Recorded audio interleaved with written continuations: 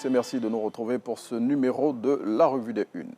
Sur les 8,7 millions de personnes inscrites sur la liste électorale provisoire, 6 millions doivent être radiés.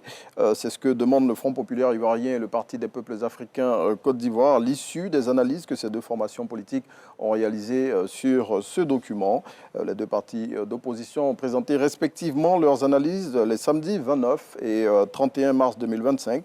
Et selon l'intelligent d'Abidjan qui les cite, cette liste électorale provisoire ne rassure pas. Et justement, pour soutenir les résultats de ces analyses de la liste électorale et demander que ce document soit regardé de plus près, le Front populaire ivoirien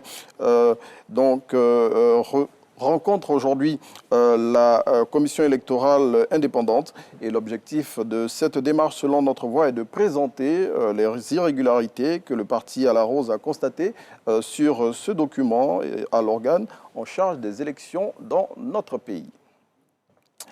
Après l'audience devant le juge des référés le 28 mars 2025 dans l'affaire qui les oppose, Tidjane Thiam et Valérie Yapo seront à nouveau devant le juge ce matin.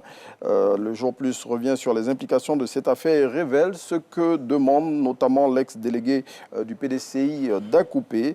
Selon le confrère, les militants du PDCI auront tous les regards tournés vers le palais de justice d'Abidjan car l'avenir de leur parti s'y jouera aujourd'hui.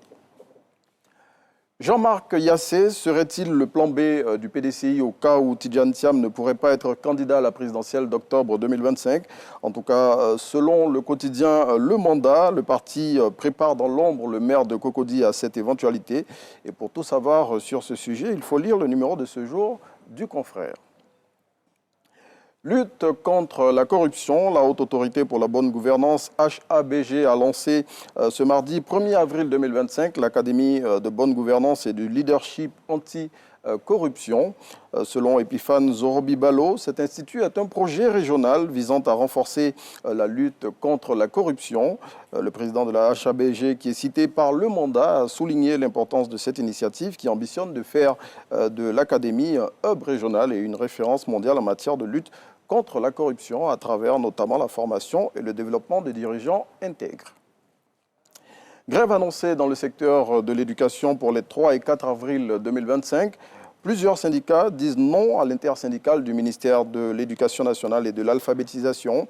Selon Le Patriote, parmi les syndicats d'enseignants, plusieurs ont décidé de ne pas soutenir cette grève, optant pour une approche basée sur le dialogue, car, rappelle-t-il, les avancées obtenues par le passé pour les fonctionnaires sont le fruit de négociations responsables avec les autorités. 3 joueurs ivoiriens évoluant en Ligue 1 française sont en lice pour le prix Marc-Vivien Foé.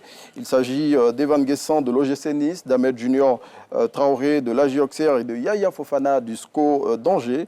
L'information a été livrée hier au moment de l'annonce des nominés de cette édition 2025 par RFI et France 24, les deux médias français à l'origine de cette distinction.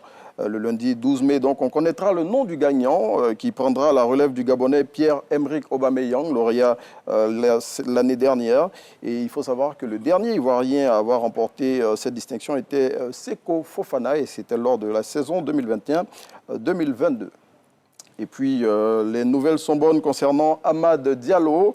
L'attaquant ivoirien de Manchester United se remet progressivement de la blessure qui l'a éloigné des terrains depuis le mois de février dernier. Et selon Supersport, l'éléphant pourrait revenir à la compétition plus tôt que prévu. C'est ici qu'on s'arrête pour ce numéro de la Revue des Unes.